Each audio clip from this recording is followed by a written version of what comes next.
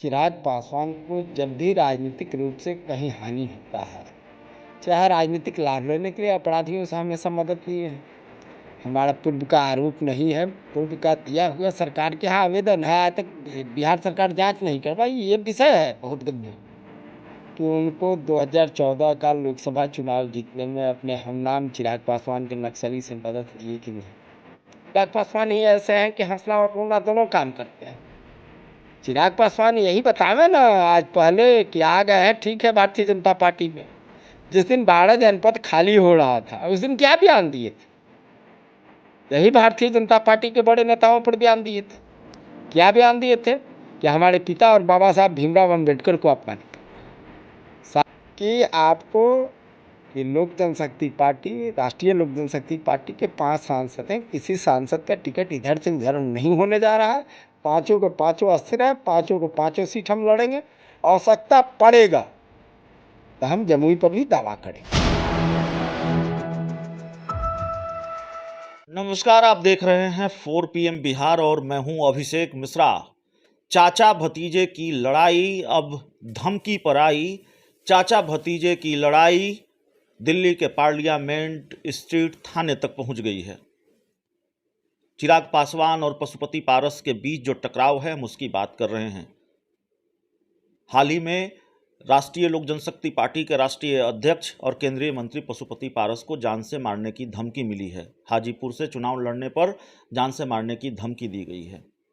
कई और दूसरे राजनीतिक सवाल भी हैं। जाहिर तौर पर चिराग और उनके चाचा को लेकर जो टकराव है उसकी वजह से बिहार की सियासत का तापमान चढ़ा हुआ है और कई सवाल राजनीतिक गलियारों में टहल रहे हैं। हमारे साथ राष्ट्रीय लोक जनशक्ति पार्टी के प्रधान महासचिव केशव सिंह जी हैं। केशव सिंह जी, हालांकि बात थोड़ी पुरानी हो चुकी है लेकिन धमकी पर ही बात करेंगे। सीधा आरोप तो चिराग पासवान पर नहीं लगाया पशुपति पारस ने, लेकिन उन्होंने कहा कि हमसे जलते हैं और उनके समर्थकों के खिलाफ, चिराग पासवान के समर्थक या समर्थकों के खिलाफ केस दर्ज कराया है और सीधे तौर पर कहा है कि चिराग समर्थकों ने धमकी दी है। देखिए, पहले पशुपति कुमार पारस जी को आज से 4 रोज पहले जो धमकी मिला है जी, वह किसी का नाम तो नहीं रखे जी, हैं, न किसी का समर्थक का, अननोन नाम है। जी, राज्य सरकार और केंद्र सरकार है। राज्य सरकार इसलिए कि बिहार के द्वारा के लोग धमकी देने वाले अपने आप को बिहार का बता रहे हैं। हाजीपुर के संदर्भ में धमकी दिए हैं और बिहार के ही बड़े राजनेता हैं पशुपति कुमार पारस जी। और दिल्ली में घटना घटा है तो दोनों सरकार को संयुक्त रूप से जांच करने का नहीं, नाम नहीं लिया लेकिन उन्होंने 2 घटनाओं का जिक्र किया, मोकामा और हाजीपुर मैं का। बता उन्होंने रहा कहा हूँ, कि पहले भी हो चुकी उस है पर भी मैं आ रहा और आ उन्होंने यह भी कहा आ- कि नहीं, उन्होंने यह भी कहा कि मैं जानता हूं ये सब किसके कहने पर होता है, जो मीडिया रिपोर्ट्स के हवाले से बयान आया। तो इशारा तो वही है जहां ठीक कहा जा रहा बात है। जांच हो, हम्म। दूध का दूध पानी का पानी होगा। है। दूसरी जो बात है कि चिराग पासवान का इतिहास को देखना होगा कि चिराग पासवान को जब भी राजनीतिक रूप से कहीं हानि होता है, चाहे राजनीतिक लाभ लेने के लिए अपराधियों से हमेशा मदद लिए हैं। हमारा पूर्व का आरोप नहीं है, पूर्व का दिया हुआ सरकार के यहाँ आवेदन है। आज तक बिहार सरकार जांच नहीं करवाई। ये विषय है बहुत गंभीर कि उनको 2014 का लोकसभा चुनाव जीतने में अपने हमनाम चिराग पासवान के नक्सली से मदद लिए कि नहीं। मदद लिए, चुनाव जीते। चूहड़मल जयंती वर्चस्व की लड़ाई रहती है, वह पासवान समाज का सबसे बड़ा वहाँ मेला लगता है। पिछले बार पशुपति कुमार पारस जी गए, असामाजिक तत्व बाहर के भीड़ को जुटाकर जिस ढंग से उन पर हमला कराया गया ये कोई छिपा हुआ नहीं है। इस बार भारतीय जनता पार्टी के प्रदेश अध्यक्ष अशोक चौधरी जी गए, उनके साथ भी उस ढंग का कराया गया। ये किसके इशारे पर सब होता है आपको सब जाना हुआ है। हम जब लोजपा में थे, लोजपा जब ज्वाइंट थी, उस समय हम पर जब हम पहला बयान दिए थे, डेट वाइज डेट घटना है कि 30 नवंबर 2020 को बयान दिए कि लोक जनशक्ति पार्टी में हो गई बड़ी टूट, 4 सांसद सहित 30 जिला अध्यक्ष मिलकर के अलग पार्टी बनाएंगे। नेक्स्ट रोज हमको भी धमकी दिया गया। किशनगंज नगर थाना में केस दर्ज है, उस पर चल रही है। फिर उसके बाद हम गतिविधि बढ़ाएं, कई ग्रुप में अलग अलग पार्टी टूटती गई चिराग पासवान की गलत नीतियों के चलते। तो हमको धमकी दिलाने का शास्त्री नगर थाना में 2 केस दर्ज है। तो देखिए, नीतीश कुमार तो डपरसंखी से हैं।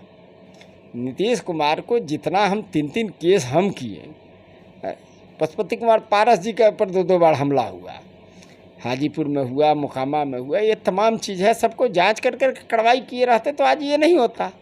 और चिराग पासवान की रही बात, तो चिराग पासवान जी अपने राजनीतिक प्रतिद्वंदी को साफ करने में ही विश्वास करते हैं, उनको लोकतंत्र में विश्वास नहीं है, वो नेता नहीं है। मैं बार बार कहता हूँ कि उनको राजनीति से मतलब नहीं है, उनको एन कैन एक्टिंग फैक्टिंग कर करके किसी ढंग से सुर्खियों में बना रहना। अब तो वो आपके सहयोगी हैं, अब तो आपके सहयोगी हैं, एक ही गठबंधन में दोनों देखिए को। गठबंधन में आ गए हैं।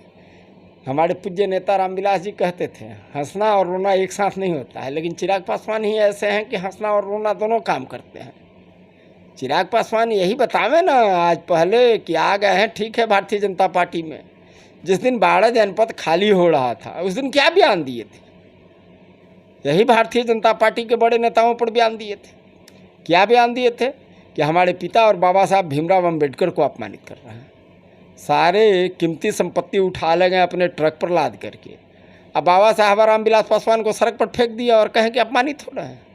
अरे बाबा साहब भीमराव अम्बेडकर और रामविलास पासवान के शिष्य रहते तो मरते दम तक एक उनका तस्वीर का या स्टैचू का बाल बांका नहीं बिगाड़ने देते, उसको पहले दिल में सहेज करके घर से निकल के। एक दूसरा सवाल है केशव सिंह जी, हाजीपुर सीट को लेकर वैसे कई बड़े बयान चिराग पासवान की तरफ से आए हैं, आप लोगों की तरफ से भी आ रहे हैं, पशुपति पारस की भी तरफ से आ रहे हैं, लेकिन एक महत्वपूर्ण बयान चिराग पासवान ने दिया है। उन्होंने कहा है कि मैं बात करके आया हूं एनडीए में, बीजेपी से बात हो गई है, ये वो कह रहे हैं। चाचा को अगर हाजीपुर सीट चाहिए तो वो दावा न करें, जो दावा हुआ करना है तो वो जाकर पहले बीजेपी के शीर्ष नेताओं से बात करें। अच्छा, जब उनको बात हो गई है तो शोर मचाने का क्या जरूरत है? जब बात हो गई है तो गंभीर रूप से बैठे ना, गंभीर राजनीतिज्ञ हैं तो हल्ला करने की क्या आवश्यकता है? आपको देखिए, ये सारा का सारा डोपरसंखी लोग हैं, डपरसंख फैला रहे हैं, झूठ और भ्रम की खेती करने में लगे हुए हैं। वहाँ स्थिति है कि आपको कि लोक जनशक्ति पार्टी, राष्ट्रीय लोक जनशक्ति पार्टी के 5 सांसद हैं, किसी सांसद का टिकट इधर से उधर नहीं होने जा रहा है, 5 के 5 अस्थिर है, 5 को 5 सीट हम लड़ेंगे, आवश्यकता पड़ेगा तो हम जमुई पर भी दावा करेंगे। चलिए, इस इंटरव्यू में हम इतना ही, बहुत बहुत धन्यवाद।